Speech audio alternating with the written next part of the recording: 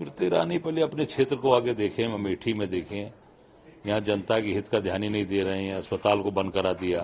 13 रुपए किलो चीनी खिलाया कि नहीं खिलाया अमेठी को, ये बताओ ना। ये 13 रुपए किलो चीनी मिली कि नहीं मिली? वहां की बात क्या कर रहे हो? पहले अपनी लोकसभा तो देखो। अपनी लोकसभा में लोगों को व्यवस्थित नहीं है। एक बढ़िया अस्पताल चलता था, उसको बंद करा दिया था। तो माननीय उच्च न्यायालय ने संज्ञान लेकर उसको पूरा का पूरा आदेश करके खुलवाया, और तब जाकर अस्पताल से लोगों का, उनके क्षेत्र के मरीज का इलाज हो पा रहा है। तो खुद ही गलत चीजों में इन्वॉल्व नहीं, वो क्या दूसरे पर आरोप लगा रहे। हाँ, निश्चित इसमें बहुत ही दुर्भाग्यपूर्ण घटना है। नेपाल में पहले भी ये त्रासदी आ चुकी है, फिर ये दोबारा इसी त्रासदी आई है।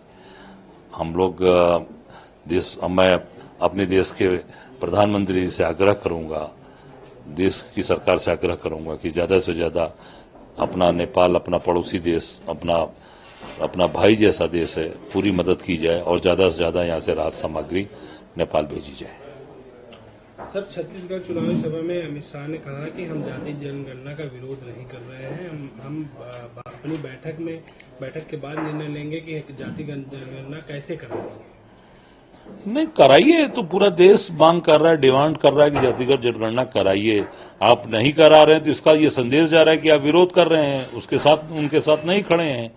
ये संदेश यही जा रहा है। तत्काल आप केंद्र में सरकार आपकी है, तुरंत घोषणा करिए और तुरंत जातिगत जनगणना शुरू कराइए।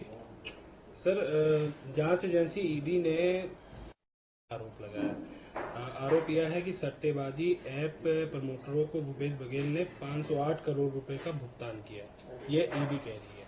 देखिए, ईडी के जितने भी दावे हो रहे हैं ज्यादातर गलत हो रहे हैं, और ईडी भारतीय जनता पार्टी के कार्यकर्ता के रूप में काम कर रही है। अभी आप देख सकते हैं राजस्थान में ईडी का अधिकारी ही घूस लेते पकड़ा गया।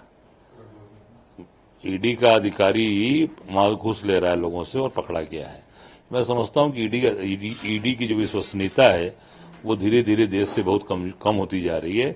और ये चुनाव के रात, जब चुनाव आता है तभी ईडी का इस्तेमाल ये भाजपा की सरकार, केंद्र की सरकार करती है।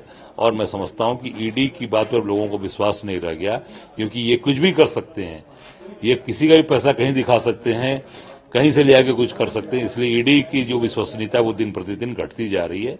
जो ये आरोप लगा रहे हैं ये पूरी मिथ्या है और गलत है। सर, केंद्र करके कांग्रेस चुनाव लड़ी है छत्तीसगढ़ में। स्मृति ईरानी पहले अपने क्षेत्र को आगे देखें, अमेठी में देखें।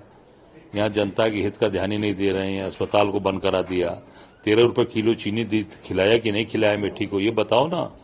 ये 13 रुपए किलो चीनी मिली कि नहीं मिली?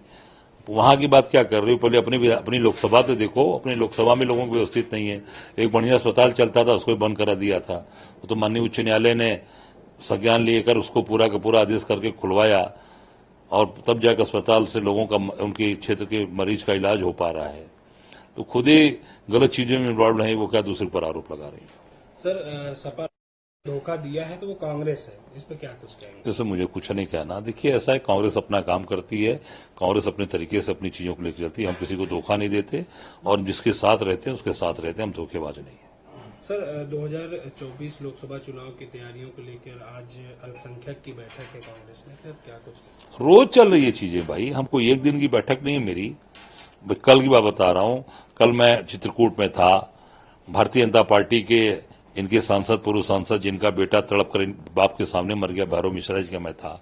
और विडंबना देखिए कि अभी तक भारतीय जनता पार्टी कोई नेता उनके यहाँ नहीं गए।